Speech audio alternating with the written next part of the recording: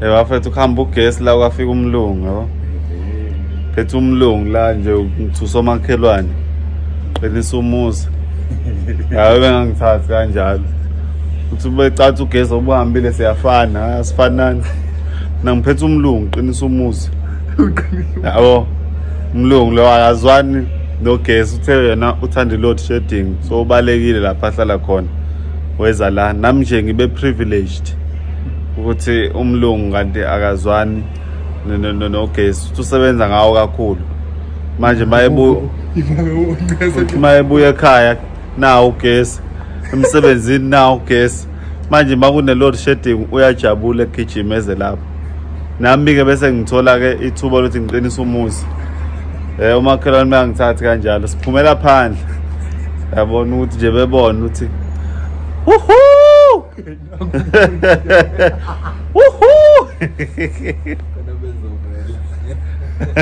yabona nje uweza ama-tourist ethi woohoo ethi bavela babona umlungu qinisa umuzi yabo ukuthi nje kube nesidima noma ngenayo imoto kodwa nginawo umlungu ngipake nje umlungu la parking yami la ihlala umlungu mekumlungu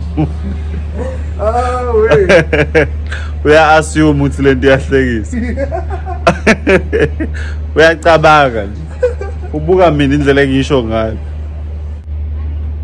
yabo umakhelwane wami nangu umakhelwane akambona umlungu usazothuka uzombona yabuya uyeza uzothuka ngicela umbukele i-reaction yakhe umbuke abakangibona and bazocatha kusikhona la noma becala ukuthi mina kusimina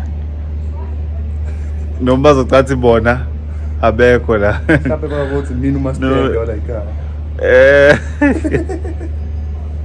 hayi boss ukhuluma isiZulu esigaka manje wenze njani no yazi akunakile yazi usithathe bese ngingaboni njani yini inkolongwane yazi inkolongwane yani manje flying ant hayi ngempahla le inkolongwane hayi ayisavelela bafethu mina ngithi nginomlungu la nto ayikho lento hayi ungayikhulumi lonto le omakhelwane wami bazongithatha kancane qina sibamba ungayisho indaba zonkolongane la yes yeah hey manje uzongehlisa isithunzi phela ngithiwa nomlungu omkokotelo awuqina bayenza umuntu makhelwane abhenga la woohoo akabheki phethe